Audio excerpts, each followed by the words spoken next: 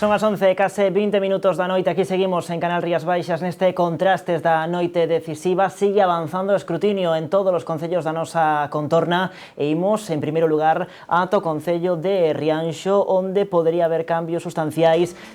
Tería dificultades o actual rexedor Adolfo Muiños para gobernar, porque aparece Ciudadanos na escena política da localidade. A esta hora, co 85% dos votos escrutados, o Bloque Nacionalista Galego mantería a súa representación con 6 concelleiros, o PP tamén mantería as súas 4 actas, o Partido Socialista, pois máis do mesmo, tamén as súas 4 actas continuarían no concello rianxeiro, o a formación Rianxo en Común tamén conseguiría manter esas actas, e por último chegaría a formación Ciudadanos ao concello rianxeiro.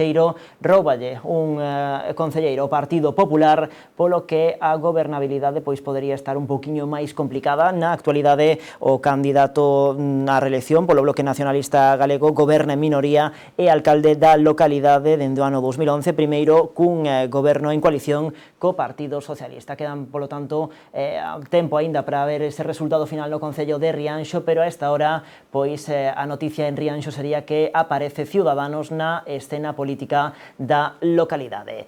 Marchamos de Rianxo e imos de contado ata o concello de Ribeira. Ali levanse escrutados o 81% dos votos e a esta hora o Partido Popular mantería a súa representación con 9 concelleiros. A formación Partido Barbanza Independiente pois rompería no consistorio con 6 representantes. O Partido Socialista faríase con 3 actas, o Bloque Nacionalista Galego con 2 e por último a formación Suma Ribeira, vinculada ás mareas, pois aparecería no consistorio cunha única representación.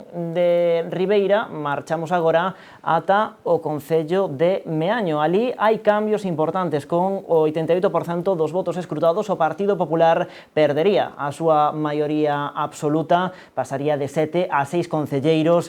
A formación Meaño Independiente, liderada por o candidato José Manuel Las Pérez, pois incrementaría a súa presenza no consistorio, pasando dos 4 aos 5 edís, e por último o Partido Socialista pois mantería a súa representación cos seus 2 actuais concelleiros. A noticia, pois, en Meaño é que baixa o PP, suben os independentes e os populares quedan sen maioría absoluta. Iso Meaño co 88% dos votos escrutados. Marchamos agora ata Sanxenxo, porque ali o escrutinio xa case vai rematando. Actualmente vai polo case 95% e Telmo Martín confirma a súa maioría absoluta. Fíxose a esta hora con 10 concelleiros, incrementa en 2 a súa presenza no consistorio. O Partido Socialista, multiplicaría por 3 a súa presenza no consistorio de Sanxenxo. Na actualidade ten un único edil e agora quedaría con 3. Pola súa banda, o Bloque Nacionalista Galego vai en retroceso, pasa a ter 2 concelleiros e, por último, Sal sufriría a principal debacle no concello sanxenxino, pasando dos 4 edís a un único representante, con Gonzalo Pita sentado na bancada do Pleno Municipal. Destacar tamén a presenza de Ciudadanos, que chegaría ao consistorio con 94% dos votos escrutados. Faríase cunha única representación, neste caso, pois a da edil actualmente edil non adscrita, Vanessa Rodríguez Búa, xa saben, fora concelleira con Sal, con Sanxenxo Agrupación Liberal, pero abandonara a formación de Pita cando se produciu o cambio de goberno, cando Pita e Martín asinaron ese pacto, ese bipartito no concello de Sanxenxo. E aínda temos que repasar os datos que chegan a esta hora dende o concello de Pontevedra. Co 85% dos votos escrutados, o Bloque Nacionalista Galego non se faría coa maioría absoluta, senón que iría en retroceso, quedaría con 11 concelleiros, na actualidade ten 12. O Partido Popular, con Rafa Domínguez á fronte, incrementaría a súa presenza no Pleno da Boa Vila, quedaría con 9 concelleiros. Tamén incrementa a súa presenza o Partido Socialista, agora tería 4 representantes, e Ciudadanos pois mantería a acta da que goza na actualidade. Quen desaparecería do pleno da capital de provincia sería a Marea Pontevedra, que quedaría sen representación no consistorio. buscamos datos tamén no concello de Vilagarcía a ver que acontece a esta hora en Rabella, con 94% dos votos prácticamente contabilizados todas esas papeletas. A formación do goberno, do actual goberno, o Partido Socialista, faríase cunha máis que folgada maioría absoluta, quedaría con 12 representantes no pleno do concello, cun Partido Popular en retroceso que quedaría con 5 edís. O Bloque Nacionalista Galego perdería un representante, quedaría cunha única acta, chegarían ao concello Vilagarcía en Común cun representante, a Marea da Vila con outro, e tamén Ciudadanos, que actualmente non ten presenza no pleno de Rabella, entraría no consistorio cun único representante. Así que a noticia esta hora é que hai maioría absoluta no concello de Vilagarcía e que todo apunta a que no concello de Pontevedra Lores novamente non vai ter maioría absoluta. A verdade é que unha noticia a non maioría absoluta de Lores en Pontevedra, porque todas as enquisas pois indicaban que ia a chegar esa maioría absoluta, pero non só é noticia a non maioría absoluta de Lores, senón que é noticia esa subida de 2 concelleiros do Partido Popular, que se queda 2 concelleiros de empatar co Bloque Nacionalista Galego. Todas as enquisas lle daban a Rafa Domínguez pois unha igualdade dos concelleiros que tiñan obtido no ano 2015, que foron 7, agora finalmente parece que son 9, polo tanto unha suba importante do Partido Popular na cidade do Lérez. O Bloque Nacionalista Galego, felicitalo porque vai a gobernar pois 4 anos máis a cidade de Pontevedra, pero si é certo que esa maioría absoluta que Lores leva buscando dende fai 20 anos, pois non foi posible. Sen embargo, esa subida do Partido Popular a min pareceme que é a destacar, cando as enquisas daban que o Partido Popular ou mantiña os concelleiros que tiña ou incluso podería baixar. Bueno, en todo caso, a ver, Pontevedra en estes momentos o ganador das eleccións é o Bloque Nacionalista, é dicir, o matiz 11-12, que era o que de alguma maneira tiña de referencia, a veces é un matiz de moi escaso porcentaxe e de moi poucos votos, e máis, de feito non está concluído e podría darse o caso que finalmente volverá a manter o escenario, que era o escenario que a maior parte das enquisas apuntaban, é dicir, evidentemente sería deseable que tivera a maioría absoluta, pero hasta ahora, en uns 20 anos de goberno, non tivo ninguna dificultade para facelo en esta situación, e apoios creo que vai a contar con eles. Por tanto, é dicir, vamos, Marta, noticia podemos facer calquer cousa que sea noticia, pero eu creo que o gañador das eleccións en términos políticos, en términos políticos non é relevante en estes momentos, independentemente do recoñecimento que se pode e se debe facer ao bo resultado que poda ter en este caso o candidato ou a candidatura ou ao Partido Popular, vale? Con respecto a Vilagarcía, a ver, en Vilagarcía estáse producindo un efecto que en estes momentos é consecuencia un pouco da dinámica que se seguiu nos últimos 4 anos, pero que creo que ten unhas lecturas fáciles. É dicir, evidentemente, o Partido Socialista é o indiscutible vencedor do proceso, que vai a consolidar con 12 ou se finalmente en ese 30% houbera un reaxuste, pero con suficiencia, unha maioría absoluta. A ver como administra, pero bueno, esa é outra cosa. E logo, eu teño que resaltar por o que representou de trayectoria política o resultado do BNG, que ao final parece que queda castigado con un solo concelleiro e ten a sensación de perder, e en efecto con respecto á posición anterior disminuyo a súa presencia, sin embargo aparece como a primeira referencia de todos os grupos alternativos na esquerda política, o que sobre todo despois de unha campaña donde foi reiteradamente acusado por parte destes grupos que agora son os máis castigados de haber sido colaborador deste goberno, porque na práctica o que fixo foi unha política responsable de facilitar que en Vilagarcía se puderan executar unha serie de medidas moi favorables para a xente gracias ao seu apoio puntual en presupostos e outras cousas. Por tanto, hai que reconocerlle o magnífico resultado que ten, independentemente de que sea, ao final, numéricamente máis escaso, e sobre todo o papel da súa cabeza de lista, da súa candidata Lucía César Veloso. E logo, con respecto ao que é o conxunto xeral, eu creo que o escenario ten tamén un claro perdedor, na miña opinión. Sinto ter que facer esta afirmación, e é en común Vilagarcía en Común. Vilagarcía en Común, porque xerou unha expectativa tan alta entre a súa, digamos, o grupo de referencia, a súa base electoral, e agora vese moi castigado pola cidadanía. Bueno, con respecto ao resto, eu creo que era o que se agardaba un pouco tamén das sondaxes que foron conocidas neste momento. Tempo habrá para facer unha lectura en profundidade. No conxunto xeral, eu creo que non hai grandes movimentos, non hai grandes decorrementos en canto aos datos de partida que eran as eleccións anteriores, non? Pero ainda así, sí que hai cousas que son significativas.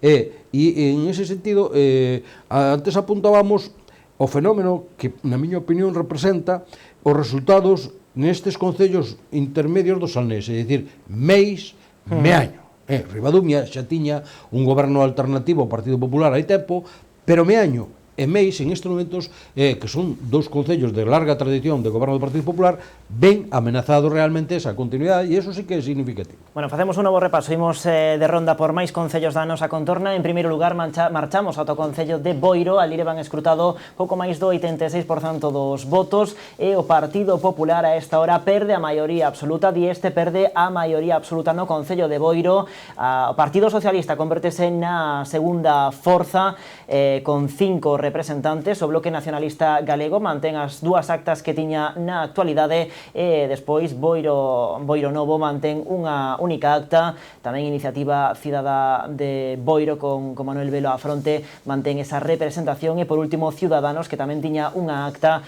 pois conserva esa representación no concello de Boiro. A noticia, pois, que o Partido Popular perdería co 86% dos votos a súa maioría absoluta no concello de Boiro. Dieste é alcalde desa localidade dende o ano 2011. No ano 2007 gobernaba o BNG en coalición, e daquela era Xosé Deira Triáñez o rexedor. Dieste, como digo, goberna dende o ano 2011. De Boiro imos marchar de contado ata o concello de Poio. Ali xa se completou o escrutinio, xa se contabilizaron todas as papeletas, e o Partido Popular convertese na primeira forza, pero non chega á maioría absoluta. Queda con 8 concelleiros, 5 van para o Bloque Nacionalista Galego, 3 para o PSDG, e irrumpe no pleno desa localidade, na localidade de Poio, Avante Poio, a formación de Silvia Díaz, cunha única acta. Polo tanto, o Partido Popular, todo apunta, vai no ter moi complicado para gobernar no concello de Poio, aínda que é a primeira forza desta volta. Superou agora sí ao partido de Luciano Sobral, a formación de Luciano Sobral, e Ángel Moldes convértese no líder da formación que encabeza a Corporación de Poio por número de concelleiros. Máis datos xa completados ao 100%, marchamos ata o concello de Pontecesures. Ali levan, o Partido Popular levaría 4 representantes, subiría un. O Partido Socialista incrementaría tamén a súa representación, quedaría con 3. Despois o Bloque Nacionalista Galego mantería as dúas actas que tiña na actualidade. Terra Galega perdería un concelleiro, e por último a formación independente liderada por Maribel Castro, a formación de independentes de Pontecesures, mantería a súa representación. Bueno, como vedes a cousa no concello de Pontecesures, xa antes comentaba Castro Ratón. Marta? Sí, a verdade é que esa subida do Partido Popular é significativa, aínda que Castro Ratón diga que os números son secundarios, ao final os números son os que quitan ou dan gobernos.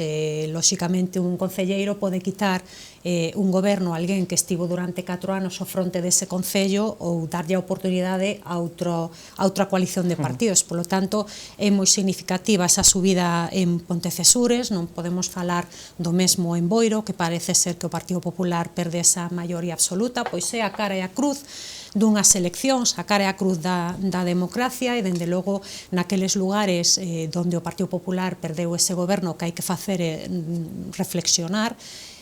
onde se mantén o resultado. Dende logo hai que felicitar os candidatos, felicitar tamén aqueles outros partidos políticos que teñen acadado a maioría nos seus concellos, no caso do Concello de Vilagarcía, pero é certo que despois da resaca de datos de hoxe, porque son moitos datos, cada quen ten que sentarse e ten que analizar, por suposto, reflexionar e tomar decisións de futuro.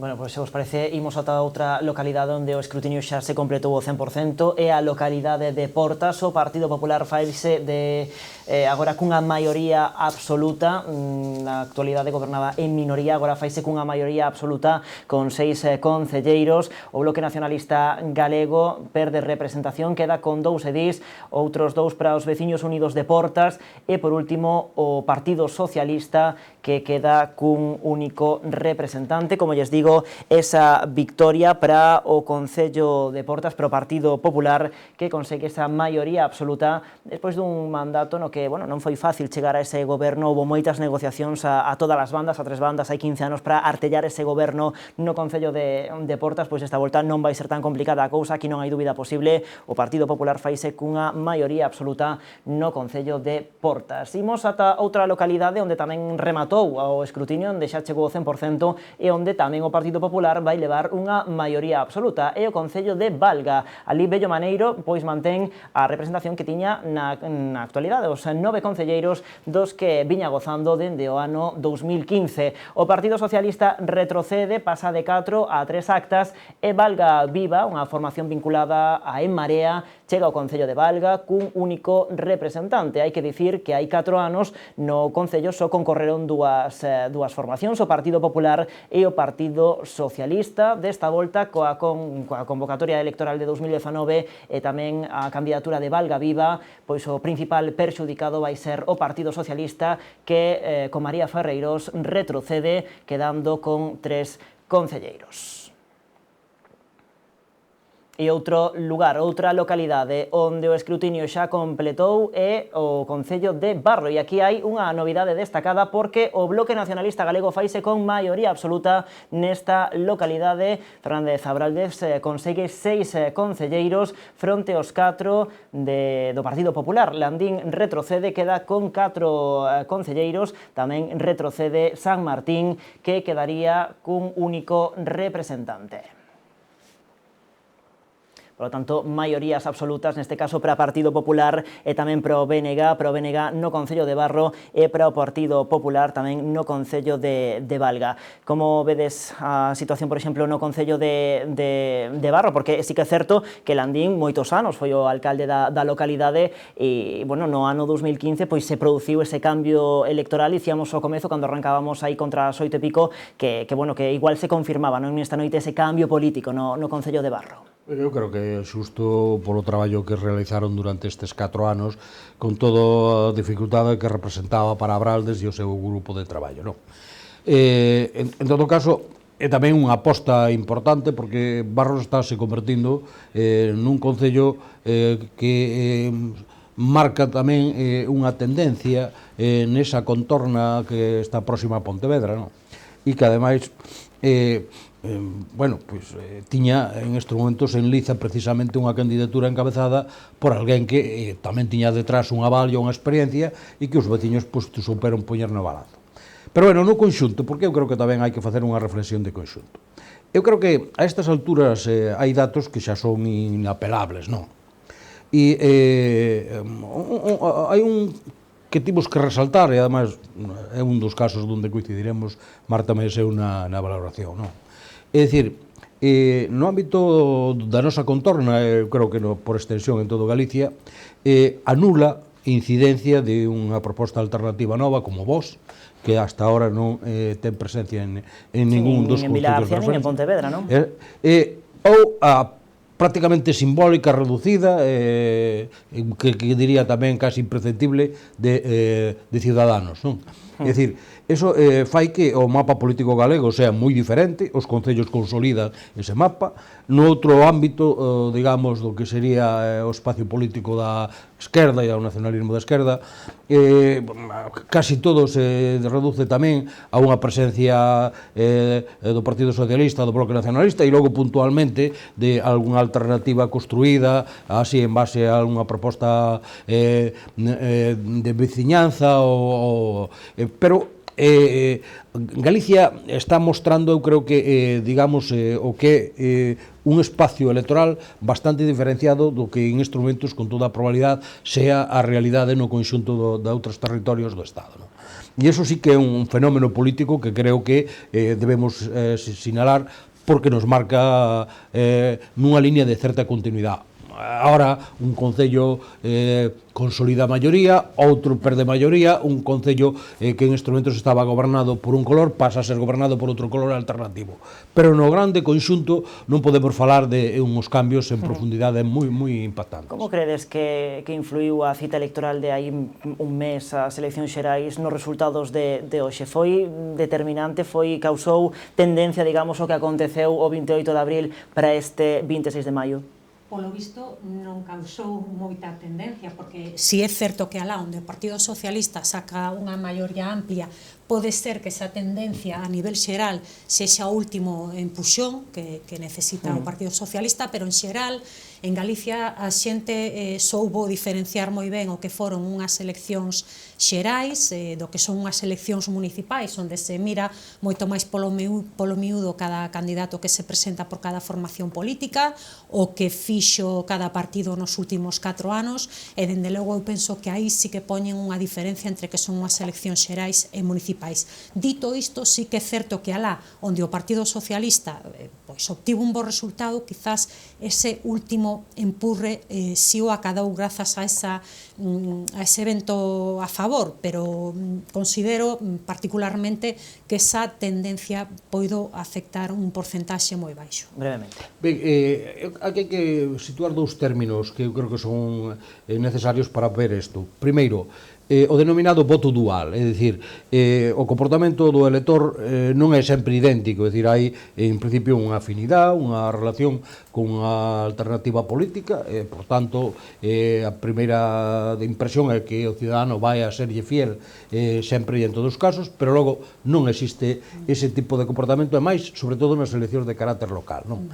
Que teñen un menor componente ideolóxico e un maior de asociación ao que a imaxen que proyectan as candidaturas, os candidatos e a veces as trayectorias de goberno anteriores. E en eso coincido agora con Marta, viuse claramente. Pero, por outro lado, eu sí que teño unha visión lixeiramente diferente en canto ao que conocemos tamén en este mundo da socioloxía electoral como o van vagón ou o efecto carro, non? E aí sí que produciu, eu creo que, sobre todo nos ámbitos de cidades, non tanto no ámbito no que nos movemos nós, que de vilas ou rural, non? Pero nas cidades sí que hai un efecto de tirón, un efecto que favorece ao Partido Socialista e que non foi inocuo o feito de que aparecera como vencedor das pasadas eleccións xerais. Un vencedor relativo, porque realmente moitas veces sempre xogamos con ese concepto de que aquí gana todo o mundo, e é certo, uns ganan un porcentaxe maior, outros menor, pero todos en efecto teñen un resultado que é un reconocimiento da cidadanía. E no caso das eleccións a nivel estatal, o Partido Socialista non alcanzou maioría absoluta, está incluso moi distante dela. Ainda que parezca que sí. Eso é que logo os medios e a percepción que ten a cidadanía mañán non é o porcentaxe de voto que ten este ou aquel, sino o número de concelleiros ou concelleiras e, sobre todo, si ten ou non ten a futura alcaldía. Bueno, que vos parece se marchamos de novo ata Vila García?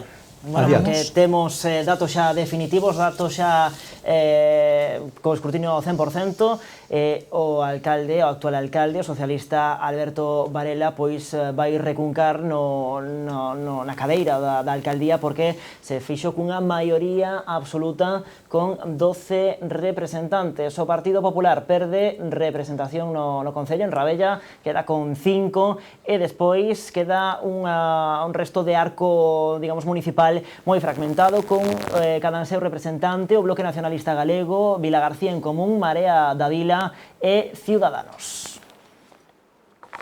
Pois xa quedou todo resolto no Concello de Vilagarcía, o Partido Socialista fixose con maioría absoluta. Seguimos percorrendo outras das localidades nas que tamén xa rematou o escrutinio de votos e onde tamén o Partido Socialista colleitou maioría absoluta, e o Concello da Illa de Arousa, onde tampouco se agardaban pois moitas sorpresas. O actual alcalde, Carlos Iglesias, pois revalida a alcaldía con, iso sí, menos representantes dos que tiña na actualidade por unha razón, porque a illa quedou por baixo dos 5.000 habitantes e, polo tanto, a corporación quedou reducida pasando dos 13 aos 11 concelleiros. Así que a nova corporación, resultado destas eleccións desta xornada, queda, como están a ver nas súas pantallas, o Partido Socialista 6 concelleiros, o Partido Popular 4 concelleiros e o Bloque Nacionalista Galego un representante.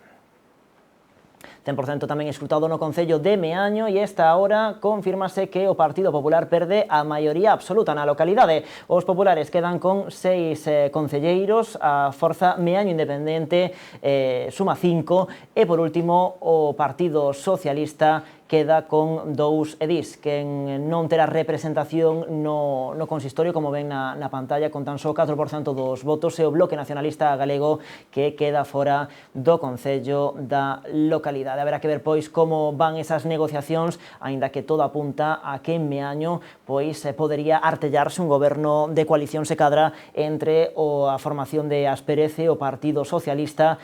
Xuntos superan nunha acta ao Partido Popular. E outro lugar onde tamén xa está todo contabilizado é o Concello de Cuntis. Ali confirmase esa maioría absoluta que avanzábamos hai un intre aquí en Canal Rías Baixas. O Partido Socialista fíxose con 7 concelleiros, polo tanto o actual alcalde Manuel Campos non vai ter ningún problema para continuar outros 4 anos máis á fronte do goberno. Quen desaparece precisamente é o Bloque Nacionalista Galego. Actualmente era unha das dúas patas do bipartito municipal, do bipartito integrado, como digo, polo Partido Socialista e o Bloque. Pois ben, o Bloque perde a súa representación no Concello de Cuntis, e o Partido Socialista incrementa moito a súa presenza, pasando dos 3 aos 7 representantes. Quen tamén retrocede é o Partido Popular, queda con 2 actas, e quen se mantén tal como estaba é Veciñanza con eses 2 concelleiros. E tamén resultados xa definitivos no Concello de Ponte Caldelas, maioría absoluta para o Partido Socialista. Os dos PSOE faríanse con 8 concelleiros, na actualidade tiñan 3, e o Partido Popular, que era a primeira forza ata esta noite, pasa a ser a segunda opción con 3 concelleiros. Queda na metade dos representantes que tiña ata o de agora. O BNG, pola súa banda, mantén a representación, tiña 2 concelleiros e queda con eses outros 2 concelleiros no Concello de Ponte Caldelas. Como digo, o Partido Socialista, con Andrés Díaz de novo á fronte, pois suma e consegue esa folgada maioría absoluta no Concello de Ponte Caldelas. Antón Xil, o candidato do Partido Popular, pois verá reducida a metade o número de actas para os populares, pasan de 6 a 3 concelleiros. Bueno, non sei se no caso de Ponte Caldelas agardabades estes resultados, ou resultados de esa maioría absoluta para o Partido Socialista. O BNG mantén a súa representación e os populares quedan coa metade de concelleiros que tiñan. Sí, a verdade, os 3 concelleiros que perde o Partido Popular parece ser que os incrementa o Partido Socialista. Claro, vencedor destas eleccións, dende logo o resultado en Ponte Caldelas, dende o noso punto de vista, pois era previsible que podía ser un pouco mellor, pero non foi posible. Penso que chegados a este momento, con case o 100% do escrutinio rematado, que nos queda é felicitar aos ganadores. Dende logo alá onde non ganamos, o que temos que facer é sentarnos, reflexionar, pensar, pero sobre todo no caso de Vilagarcía penso que hai unha maioría clarísima do Partido Socialista. Creo que de lei felicitar os socialistas en Vilagarcía. e dende logo ábrese o abanico no Concello porque entran novas forzas políticas como Cidadáns, efectivamente había nesas enquisas outros partidos que esperaban ter mellores resultados e ao final non foi posible. Desta situación o maior beneficiado foi o Partido Socialista en toda esta división do partido. O que nos queda é felicitar os que teñen ganado e dende logo onde non temos ganado o que vamos a facer é traballar dende a oposición cando toca estar na oposición e dende o goberno cando toca estar no goberno. Eu coincido con Marta no de felicitar eso ante todo, sobre todo porque bueno, pues, hai un mérito que corresponde á propia candidatura, a trayectoria destes 4 anos de xestión, así o ve a cidadanía e, por tanto, inapelable. O resto non é tanto, digamos, unha novedade, non? É dicir, en estes momentos sí que hai digamos que cando vas a debullar agora o resultado finamente, encontraste con cousiñas, pero o caso de Vilagarcía en Común e Marea na Vila non é exactamente unha novedade, porque nas pasadas eleccións de 2015 compartiron candidatura. Bueno, en aquel momento Podemos, que sería a referencia, non acabou presentando, pero no fondo estaba integrado dentro dese proxecto político que compartían e que compartiron despois a nivel estatal. Incluso, curiosamente, nas pasadas eleccións de hai un mes compartían tamén os apoios. Por tanto, agora, en efecto, se presentan de forma diferenciada e, digamos, no que é o pleno municipal se van a sentar con dúas referencias distintas, pero no fondo é a división de algo que xa estaba aí. A entrada de Ciudadanos a mí personalmente non me sorprende. Eu creo que tamén ten unha lectura, independentemente do mérito que ten a súa candidatura, o seu candidato e a súa proposta. Eu creo que aí tamén hai un trasfondo de voto en torno do Partido Popular, que por non meter así o dedo moito na chaga, deixo aí simplemente. Bueno, pues agora hai que empezar a facer xestión e veremos que dá de sí todo isto dentro de 4 anos, porque hasta dentro de 4 anos sabremos cal é, digamos, a consecuencia tanto da maioría absoluta como da situación na que quedou o resto dos grupos, que agora veremos ademais como resolven, porque en teoría terían que compartir un grupo mixto, un grupo de non adscritos, non? Bueno, faltan 10 minutos para as 12 da noite, se os parece facemos unha nova pausa publicitaria, recompilamos toda a información que dispoñemos a esta hora e continuamos na noite decisiva.